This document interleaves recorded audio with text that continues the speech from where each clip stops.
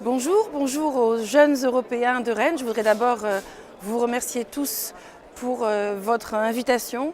Malheureusement, la vie parlementaire est ainsi faite que parfois il faut renoncer à notre présence sur le terrain. Cependant, vous m'avez posé deux questions et je vais essayer d'y répondre pour le mieux. La première portait sur le contenu du sommet de Göteborg et mon avis sur ce qui s'y était dit et sur les engagements.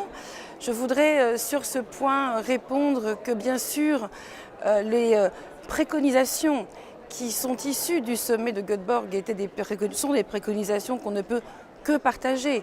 Le fait de donner accès aux plus démunis aux biens de première nécessité pour les plus démunis, le fait de pouvoir avoir un hébergement, le droit à l'hébergement, le fait d'avoir un revenu minimum européen, le fait d'avoir une protection sociale, bref. Tous ces 20 points qui sont dans les préconisations de ce sommet sont tous des points qu'on ne peut que partager. Le problème, c'est qu'à ce stade, la question n'est pas seulement de partager des idées, mais elle est d'agir, et d'agir le plus vite et le plus efficacement possible. D'autant plus que ce n'est pas la première fois qu'on entend parler d'Europe sociale, et malheureusement, ce n'est pas la première fois qu'on n'en voit pas les actes concrets dans la politique européenne.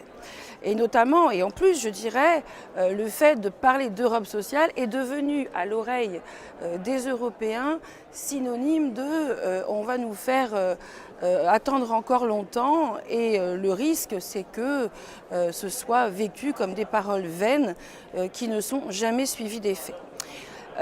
À partir de ce moment-là, la question c'est aussi non seulement d'agir, mais c'est aussi d'éviter le double discours. Or, ces dernières années, nous avons eu beaucoup de double discours sur la question sociale. D'abord, ceux qui disent qu'ils vont la faire et puis qui font exactement le contraire. Malheureusement, c'est le cas récent du président de la République française sur la directive détachement des travailleurs, car le Parlement avait négocié une très bonne avancée sur la directive détachement, et finalement le Conseil et notamment Emmanuel Macron ont stoppé le processus de négociation en défaveur des avancées du Parlement sur la directive détachement des travailleurs. Et puis il y a aussi ce grand débat très important dans le cadre du futur budget de l'Union européenne, pas le budget annuel mais le budget pour les prochaines années, où le débat est posé de savoir si oui ou non nous allons lutter contre le dumping de toutes sortes, y compris le dumping social, grâce à des politiques de cohésion fortes. Or, ce qui court dans les couloirs du Conseil, c'est que les États membres sont plutôt enclins, malheureusement largement enclins, à diminuer les montants des politiques de cohésion. Or, si nous n'avons pas une situation de plus en plus convergente au niveau européen, alors nous aurons de plus en plus de dumping. Je vais quand même terminer par la deuxième question sur où nous en sommes, et dire quand même qu'il y a des points et des lumières d'espoir. D'abord parce que ça faisait 20 ans que le Conseil n'avait pas organisé un sommet sur les politiques sociales.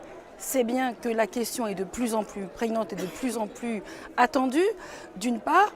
C'est vrai aussi que le Parlement a déjà montré qu'il était à l'assaut, si je puis dire, de progrès sociaux.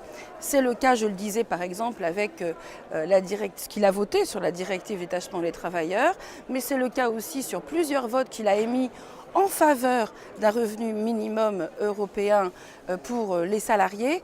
Il y a donc des lueurs d'espoir.